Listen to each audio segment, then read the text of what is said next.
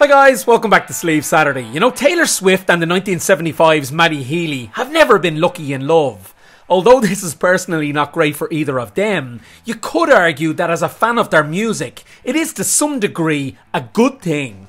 Both have poured their hearts out in their music over the last decade as they lament the anxiety of lost loves, ex-loves and casual flings. But has all this just been the lead up to what you could call the biggest pop romance of the decade? Or, in reality, is it just a showmance? I really want to ask you out.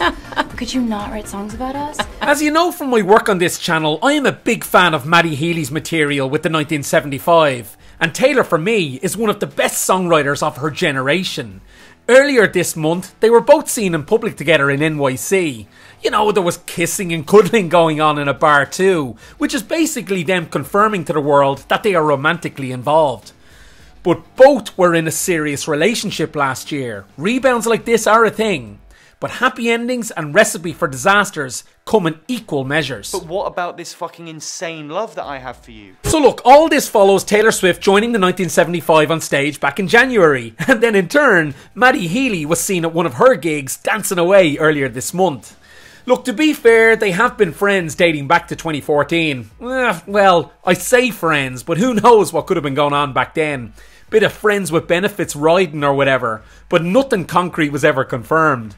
Matty himself saw her as the bigger star at the time, and he didn't want to be shackled as Taylor's boyfriend in the eyes of the media at the time.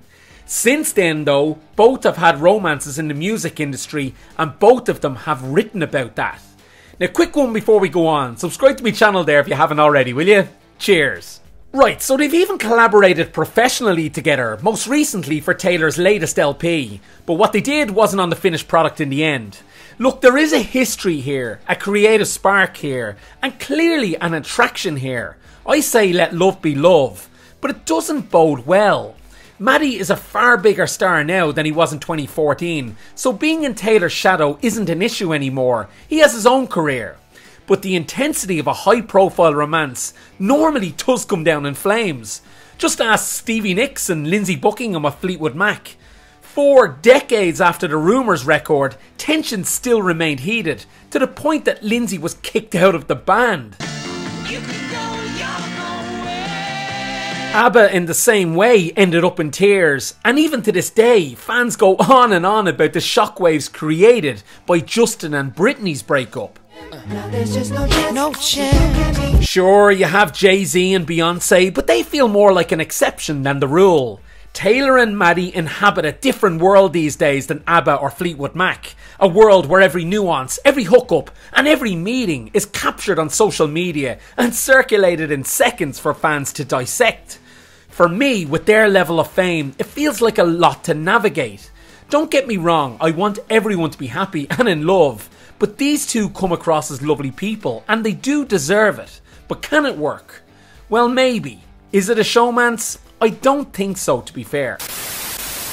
For fans of the music, there is a potential win-win here either way. If they do fall madly in love, we'll get at least one great lovey-dovey album from each of them. On the other side of the coin, if it's a failure, well, we all know what that can do. It can inspire lightning in a bottle. I'm curious though guys, what are your thoughts? Let me know in the comments, and don't forget to like this video and subscribe to the channel. I'll see you next time.